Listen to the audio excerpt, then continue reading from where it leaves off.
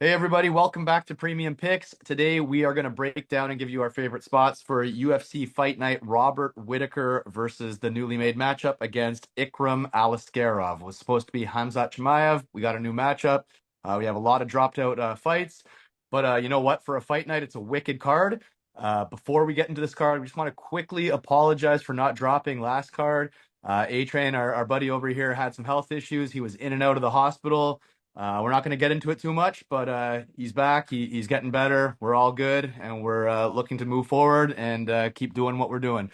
All right, ready to rock? Yeah, man. Let's do it. First fight of the night. We got Long Chao versus Chang Ho Lee. These are two guys with not a ton of tape, two guys that you really shouldn't be overly confident in. Obviously, you got one whose record looks much better than the other, but truth be told, he doesn't look any better on the little bit of tape that I've seen. He looks very sloppy. He looks like he wants to brawl. If he gets you down, he's been finishing fights with ground and pound.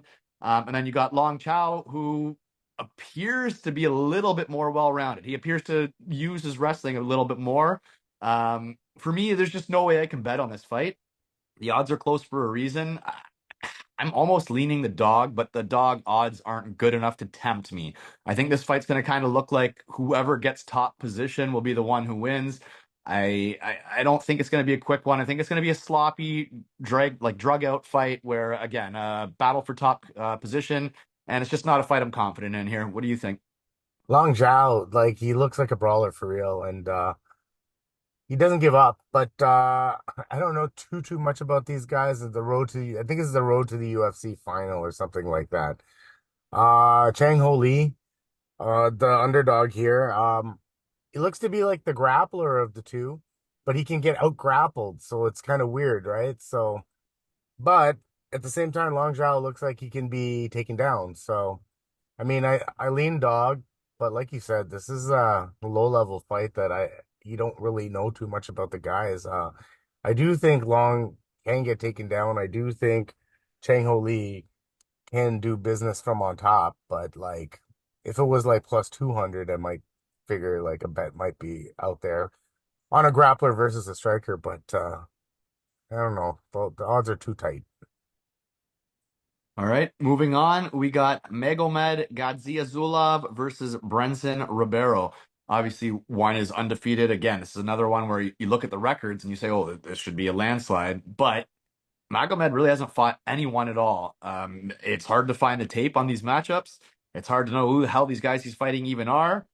Um, I'm still gonna pick him, but again, it's just not a spot I want to bet. I think the odds are way too wide. Now, Brenson Ribeiro, one thing he does is when he wins by finish, and when he loses by finish. So I think this fight has finish written all over it. Uh, and the odds are just way too wide to bet Magomed. He's like minus. Now he's minus 350. He's actually come down a bit because for a while he was pushing minus 500. But I think whoever you pick by finish. And I just don't know if I want to bet on someone that, the record's kind of sketchy with the names he's fought. Sure, he's undefeated, but he's fought absolutely nobody. So I don't know, dog or pass or whoever you're on, but by finish, I think it's a finish for sure. What do you think? Well, I think if Ribeiro wins, it's going to be a finish for sure. But Magomed, he in his last fight, I can't remember who it was. I rewatched it the other day. He showed some decent striking in his last fight, and then he only brought out the wrestling when he had to.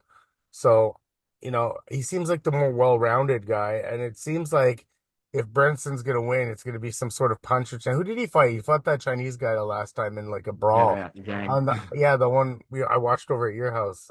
It was a brawl, and he looked like he had a shot there, but like, come on, same thing, right? And Magomed, he fought that what's this called? The Jose Medina in the last fight at the Dana White Contender Series. He showed some good striking in that fight. But he does lack power. So I don't think he can stop Brenson. Unlike Kang or Kong or whatever his name was, he was all power. That was an all power fight, power versus power, right? So, I mean, I think he can control it, and if he does run into issues, I think he has the wrestling edge here as well. So, I don't like the minus 350, but I think he's the rightful favorite. I wish it was a little bit, maybe it goes down a little bit, and then he becomes playable at maybe minus 250 or something like that. But still shaky odds. I do favor him though as the more well-rounded fighter in this fight. Yep. All right, moving on. We got Kang versus Muin Gafurov. Odds are fairly dead even, and that's because I think it's a fairly hard fight to predict here. All the finishing equity is definitely on Gafurov. But I mean, he's been decision and grinded out a few times as well. And what does Ho Kong kind of do? He kind of grinds you out. I mean, he's not amazing at anything. He's not an amazing one punch striker. He's a pretty good grappler. Definitely, he's got some submissions or whatever, but he's not like a powerhouse wrestler either. I think this fight gets dragged out. I think it goes long. Um, like I said, Gafarov's definitely the finisher here, but I'm not so sure he's gonna finish Kyung Ho Kong here or Kang, whatever. I don't. It sounds weird to start the fight. To fight this. To start this card off, three fights in a row. I find myself not really wanting to play these three fights. I think there is some good spots moving forward. This one's gonna be a pass for me. I'll lean Gafarov, but I'm not as confident as everybody else is on him. What do you think? Kang's a counterpuncher though, and he doesn't push the pace, and he wins most of his fights when he can grind you, like you said. I don't think he can grind Gaffarov. I don't think he can take him down. I think Gaffarov has the the wrestling equity here. Maybe not the grappling equity, but the wrestling part. I think he's got on the feet. I think Gaffarov will push the pace. He'll look to get inside on Kang. And Kang doesn't push the pace. I just don't like there's so many fights that he can win, but he loses because he just doesn't do and he's a good fighter, don't get me wrong. So minus 150 I think is what the odds are. And for the grappling edge and the wrestling edge, I think it's warranted. So I lean to Gaffarov if I was to bet this. And I do actually think it's going to be Gaffarov by decision. All right. Moving on, welterweight division. We've got Renat Fakhretdinov coming in at minus 334 against Nicholas Dalby plus 250. If you asked me 6 months ago or whatever, before Renat's last fight, I was convinced Renat is like going to be a top five fighter. Like he's going to be pushing title contention. This guy's the real deal. After last fight, I have zero confidence in Renat here. He gassed hard. He looked absolutely horrendous on the feet. And you know what? Nicholas Dalby like showed mad dog in him the last fight. And I mean, and he's on a heater. He's winning fights. His record is good. I don't think Nicholas Dalby is going to get finished. Like even if he has a bad first round and he gets taken down and kind of pounded on, I don't think he's going to get finished. And if we're not slows down and gasses like he did last fight, and he can't get those takedowns for 3 rounds, I think Nicholas Dalby will absolutely smoke him on the feet.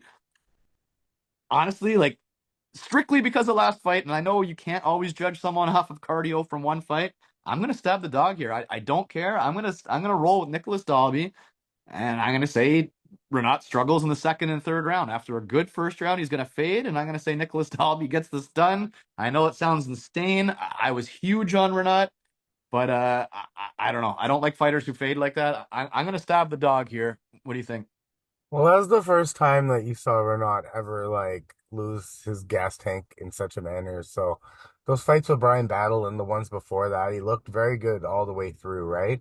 And Battle did battle him and he got up all those times. He took him down like 9 times in that battle fight, I believe.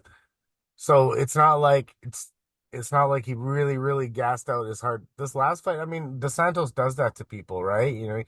He pushed Randy Brown to the brink in that last fight, which I thought he actually won. But anyway, what Renat brings is he should push that wrestling. He fell in love with his hands a little bit too much, overextended a little bit in that Dos Santos fight. Not really his style. If he goes back to the way he fights, this should be easy. Dalby's known to be taken down. Dalby's known to be controlled. I know he's got the dog in him, but like, what if Renat doesn't gas, which he hasn't done? Take away that last fight, and Renat smoke rolls over this guy, probably by decision. Though Dalby is tough as shit, but so I'm sticking with Renat. I think the last fight is just a blip on the radar, and he's still a very good fighter. And at least you know what you're gonna get from this guy. He's gonna come out, push the pace, gonna come out, wrestle. Dalby, I think his takedown defense is just not as good as Renat's wrestling. So I leave Renat. Odds are large, but that's a Renat. Those are Renat odds. So Yep. No, I hear you. If that last fight didn't happen, I'd be all over him. I just the way he was striking looked like amateur hour. I couldn't believe how bad his striking looked. I'm not gonna fall into But that that, trap that could that be we always fatigue. do. That could straight up be fatigue. Right, no, but I get it. I mean, I can't fall into that trap. It's the same thing we all sometimes guys fall into, like we do too. Oh, that last fight was great, so we go and then he fucking falls off a fucking cliff. So like it hasn't happened before, and I didn't see like sort of like a trend in that way for Renat. So I just I'll give him a pass on that. All right, moving on. We have got lightweights. We've got Nasrat Haqparast minus 250 versus Jared Gordon plus 200. I'm all over Nasrat Haqparast. I think he's gonna smoke Jared Gordon with his hands. He's probably not as complete of a fighter as Jared Gordon. I just think his boxing is gonna be way too much. I think Jared Gordon can be KO'd. I think Jared Gordon to win this fight has to wall install him, has to grind him out. I don't think he's going to be able to get too many takedowns. I think he's going to have to kind of land him on the fence, wall install the way he did Paddy Pimblett, even though he didn't get that nod. He's going to kind of have to use that strategy here. I think boxing with Nasrat is going to be a disaster for him. And I like Haqparast and potentially even by knockout. But I do like Nasrat as a parlay piece for me, anyways. What do you think? Yeah, Nazareth. He's faster. He's got the better boxing. He throws the more volume. He's younger. He's got the better takedown defense. And it's not like Jared Gordon's like some double power leg wrestler. It's he has to get you up out in the middle.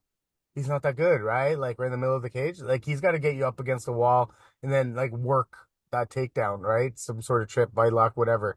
Nazaret's shown in the past that he can get up and he's shown that he doesn't get taken down. And I think the speed is just unimaginably in a different realm here. Like, and the volume should be like unimaginably a different realm here. So, yeah, man, I'm on Nazareth. I don't know if he can knock him out because Jared's a pretty tough fucking guy, right? So we'll see when the odds drop what the decision prop versus the KO prop is. Obviously, no submission in this fucking fight. So Yeah, I don't know. I feel good about him though. Like honestly, even the money line's not bad. what is it like minus 250 or something you said? Minus 250, but I Yeah, feel good about that's him pretty though. good. That's pretty good. That's pretty. All right, moving on. We have got fan favorite Sharabutin Magomedov versus Joelton Lutterbach. This is classic striker versus grappler. Joelton's going to want to take him down after what we've seen. He's going to want to take him down. He's going to want to try to submit him or pound him out on the ground because Magomedov showed terrible takedown defense against Bruno Silva, who's not exactly a wrestler. I mean, truth be told, you could argue Bruno Silva won that fight. If it stays on the feet, Sharabutin, scary guy, hits hard, throws everything into all his shots. Really good kicks, really good kicks.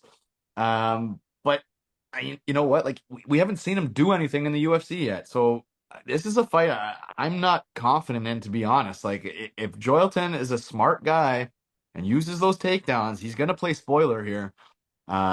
I will still lean Shara because I feel like this is like the UFC likes this guy. They want to push him. He's got that look. He looks like he's straight out of the cave. He's got one eye, crazy hair. Like he's a scary, mean looking motherfucker. But yeah, I don't know. I think the UFC wants him to win. I think they're giving him a winnable matchup. So I'm gonna lean Shara via striking. But his takedown defense definitely has me worried, and I don't think he's as good as everyone is being led on to believe. What do you think?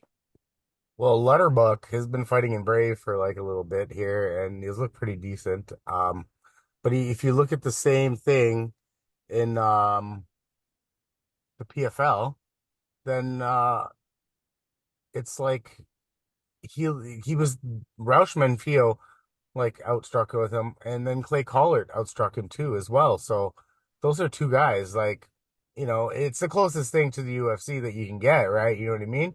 And if you can't be taking down Clay Collard and stuff and actually grinding him out, then I don't want to see how you can take down Magomed and grind him out at the same time. The volume's on Magomed, the striking's on Magomed. I think the UFC's pushing this guy as well. So I'm gonna side with Magomed on this one.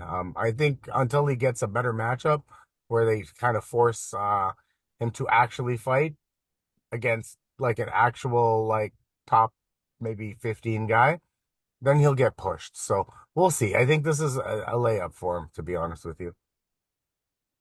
All right. And then moving on, we have got Johnny Walker versus Volkan Oezdemir. Walker's coming in at minus 125, Oezdemir plus 100. When I first saw this matchup, my first thoughts were like, all right, you know what? Oezdemir's very low volume. He doesn't go for it enough.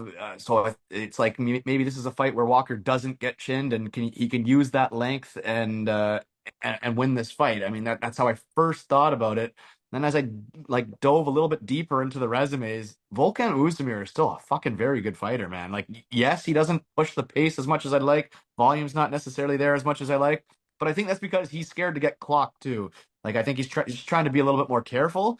But like I'm finding myself liking the dog here, to be honest, man. Like Johnny Walker's wins, they're not the greatest when you look really into them.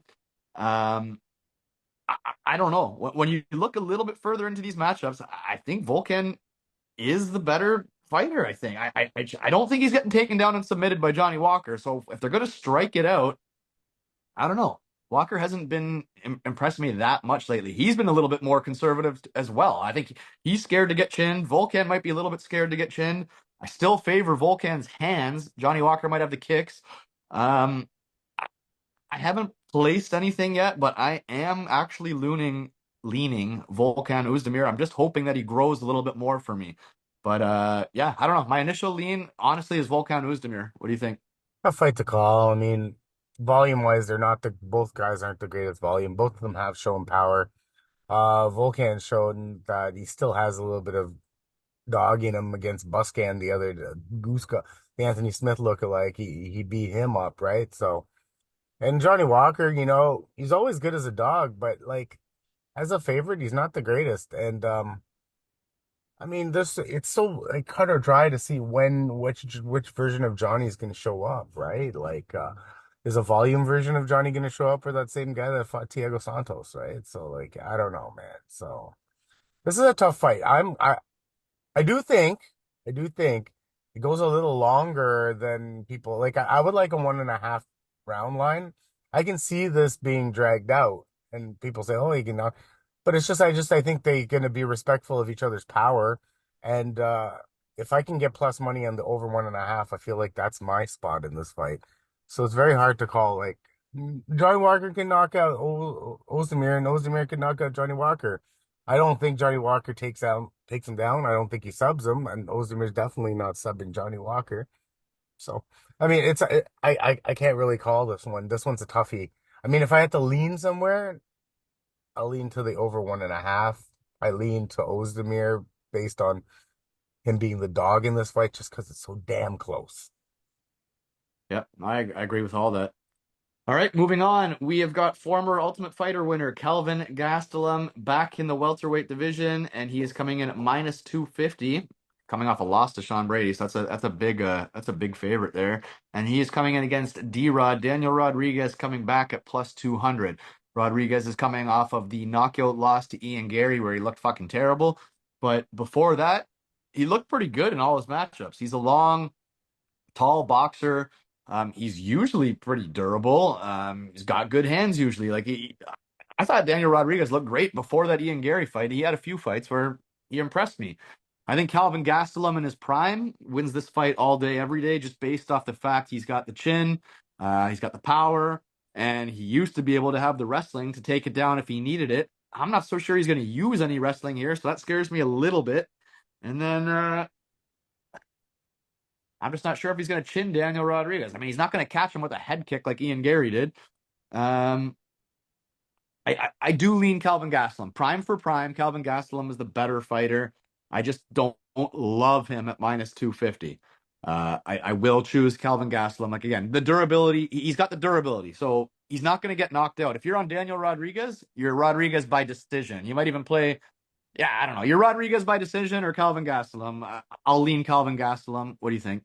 I think this whole fight goes to decision, to be honest with you.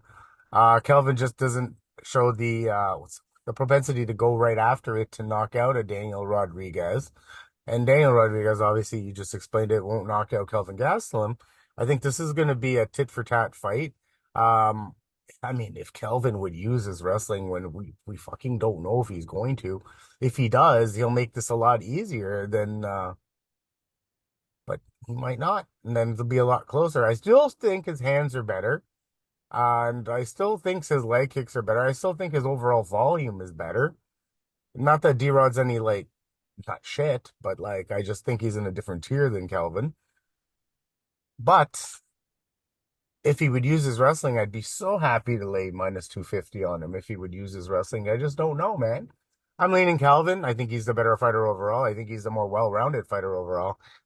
But D-Rod could pull this out. What I like is the over 2.5, maybe go to decision. This is not finishing. I don't feel I can't see either of these guys knocking each other out. And we know they're not submitting each other. Like, not a chance. So I like that one. I like that one to go to decision. So you know what I like in this fight card is a lot of longer fights, unfortunately, and play a lot of round prop lines as opposed to actual winners because they seem a little bit the fights seem a little bit closer than actually lined up, right? So All right. That takes us to our co-main event. We have got Sergey Pavlovich coming in at minus 225, which seems crazy to me. Obviously, he was on the hell of a heater and he just lost to Tom Aspinall. No shame in that. But stylistically, this is a tough matchup for him, and he is facing Alexander Volkov, fellow Russian, coming back at plus 187.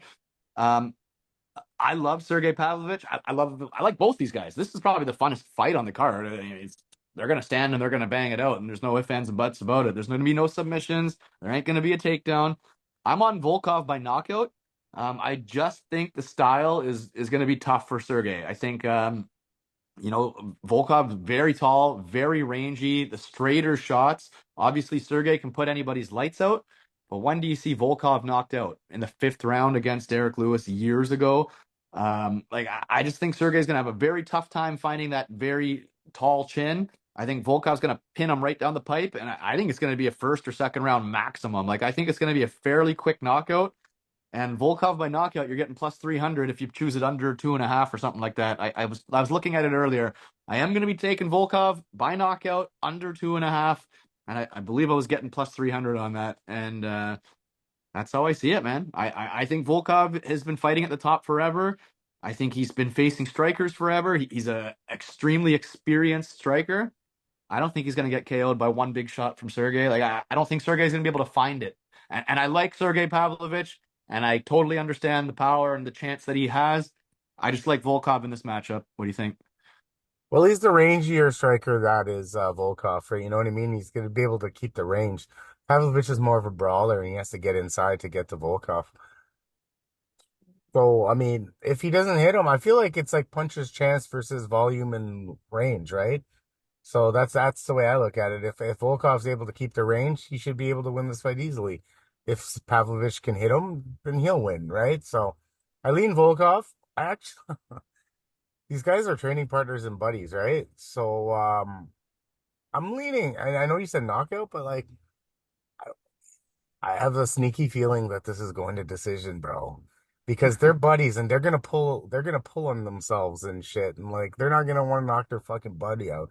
It's like Aljamain Sterling up against Marab. This is that kind of fight. So I have a sneaky feeling that we're in store for a fucking 3 round sparring match for some reason. But who knows? I might be wrong. You might be right. But that's what I think. I was reading about it. They're like buddies. Volkov didn't want this fight, but they made him take it because he fucking always turns fights down. And I think Sergey's fight style just doesn't lean that way. Like if Volkov was someone who could wrestle and would take him down, then yes, I could see a decision. But Sergey just kind of marches forward and throws himself right into the fire. I'm not And gonna I'm do just it, not. but I might if it's like plus 900. I might throw like a Yeah, tenner no, on no. it. I Hey, don't man, I'm not saying you're wrong. I'm just saying my know. thoughts. It's I think he awful. marches forward. No, I think you're right on the money line, but like yeah, as like just like throw it out there, fucking let's throw like a tenner to make 10 times your money. It's not that big of a deal if it depending on odds, right? So maybe the bookies are up to this shit. Who knows? All right. Either way, I think Volkov's got good value there. Oh, yeah. I think it's a little bit wider than it should be. Yeah. Um, Moving on to the main event, we have got Robert Whittaker coming in at minus 138, and he is taking on a very short notice opponent. Well, at least Ikram was supposed to be on the card anyways, or whatever. Ikram Aliskerov coming back at plus 110. He was supposed to face some bum. Huge step up in competition. Um, I mean, everything says Robert Whittaker should win the fight. I mean, he is the better striker. He is. He's the more technical striker. I don't care what you say about Ikram. Knocking out Phil Haas isn't really that impressive. Knocking out the guys he's been knocking out, not that impressive. He's actually supposed to be a grappler, a submission grappler. Well, we know he's not going to take Robert Whittaker down. Robert Whittaker does have good takedown defense. So this fight's playing out on the feet. It is. Robert Whittaker's the better striker. It seems cut and dry. Robert Whittaker should win this fight, except I'm like everybody else. I have zero faith in Robert Whittaker's chin. Zero. Everything says Whittaker should win. I don't think he can take a punch anymore. He gets wobbled every single fight. I'm going to be looking for that Ikram Aliskerov knockout prop, and that's what's going to tempt me. It's not out yet. I'm looking at Bet365 right now. It's only showing the over and under. It's not showing a knockout prop. I don't think he's going to tap Robert Whittaker. I certainly don't think he's going to beat him by decision. So I'm waiting for the knockout prop to see what it comes in at because I think Whittaker's chin is done. I think his best days are long gone, but I do think he's the better fighter. I do think he's the better striker, and I do think he can keep the fight standing. I just don't trust his chin at all. So I'm waiting for the knockout prop. What do you think? I was the biggest Robert Whittaker fan, you know this. And I always used to bet him. Like he was like a mainstay on most of my parlays. Robert Whittaker by decision, Robert Whittaker to win, whatever. I was even on him against Paulo Costa. I lost a hell of a lot of money against him against DDP, and that one hurt. And I thought he could have won I that. had Drakus that one. I I had him know by you had knockout. Drake that one. But anyways, point is, for the same reasons, for different reasons that you have, but I think Robert's trending down, right? He's trending down. I mean, and for fuck the chin part, like he's showing chinks in the armor as I can get taken down, and oh, that's DDP, that's the champion. Listen, Dricus doesn't have the greatest wrestling. He's just a guy that knows how to fight, knows how to wrestle. He has some power, and so does Aliskerov. And I feel like it's almost the same fight. Just Dricus is built more like a brick shithouse as opposed to Aliskerov. And Aliskerov is actually a good wrestler, and I think he can actually take him down because Robert is not as short up as he used to be when it comes to the takedown defense. The chin is one thing, and I think, if that's not working for Ikram, he's got the option to take him down. I don't think Robert used to take guys down all the time and sit on them for fucking a round, right? He's not taking down Ikram and sitting on him for a fucking round. I'll tell you that much. I just don't see that happening. So a lean dog here, just because even that fight against Costa, man. What if that fucking spinning heel kick hit, right? He lost that fight. I mean, I won money on that fight. Don't get me wrong, but like, because Paulo Costa is a little overrated, anyways. I fucking hate him. And Robert Whittaker, if I was like, it's like the same fight. If he does, it's like Volkov. If he doesn't get knocked out, he should probably win, right? And that was the thing here. But like, I think there's more to it in this fight. He doesn't have to get knocked out to lose this fight, right?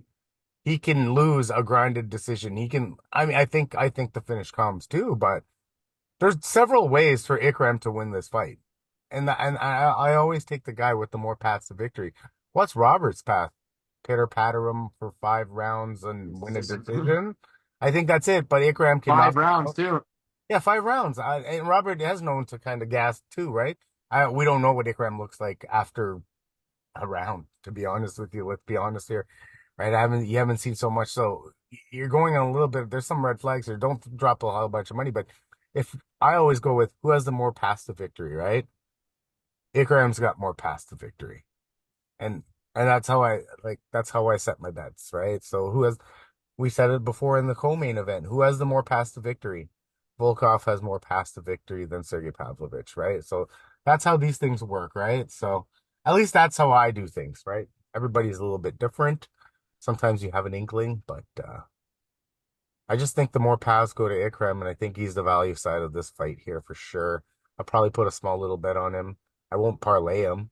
I do, I do think this fight finishes, but like, I can just see it get dragged on. But yeah, I don't know if Robert's chin can fucking hold up. I just want to throw out. Okay, I agree. So on the pick, we definitely agree. Yeah. I was just toying around. I'm on the Bet365 here on my iPad or whatever. Mhm. Uh, Aliskerov under 2.5. I mean, I'm not saying he's going to do it under 2.5, but to be truthful, he's winning all his fights in the first round, so it's possible. Aliskerov under 2.5, Volkov under 2.5, Oezdemir and Nasrat. $50 pays almost $3,000. I think I'm gonna throw it on that, man. Those are four guys that I think all have a chance to win, and if they win, I mean, I think Volkov and Aliskerov is my finish. Like I think I don't. I'm gonna throw it on it. It's not bad. That's pretty good odds there. At least I'm not gonna play too much on this card. I'm gonna save it for June 29th because my birthday's that week. I'd like to fucking throw it down on that card, but we lost Connor. That sucks, but we gained three better fights if you ask me. So I'm more upset about losing Allberg and Hill, man. I wanted Hill to get fucking knocked out. Albert gets to knock out our boy Anthony Smith now and just shut him That up. that's Oh my God, I no. can't. Didn't they take Oldberg off the card or no? No, they put him on against Anthony Smith the last time I looked. He's gonna kill Anthony Smith. I hope he does. I hope he just gets a casket on. This course, I hate Anthony Smith. I hate the way he Me talks. too. I think he's a cocky guy for the, he's not for not being up there. Like I guess, oh, he fought John Jones, and people say he won a round. Okay, great, but whatever. Very condescending. I don't. He thinks he's the best, and he's not. Agree 100%. All right, guys, there you have it. Those are our thoughts on this card. To be honest, I think it's a great fight night. I like that it's only 11 fights. They're not giving us a bunch of filler crap that we don't need to see. And am I reading this? Not a single woman's fight on the card. Fuck, can't complain. Can't complain about that one. Yeah, And, drop us your favorite picks. Drop us your favorite props. Let us know what you agree with or disagree with. If there's something I got to take a closer look at, let me know. I love hearing from you guys. Again, we're sorry about last week, but A Train's back. He's feeling better. yeah, man. And that's all that matters to me. And we'll see you guys soon for the next one for the pay per view. We'll make sure that that's out on Sunday for you. All right. Have a good one, guys. Peace.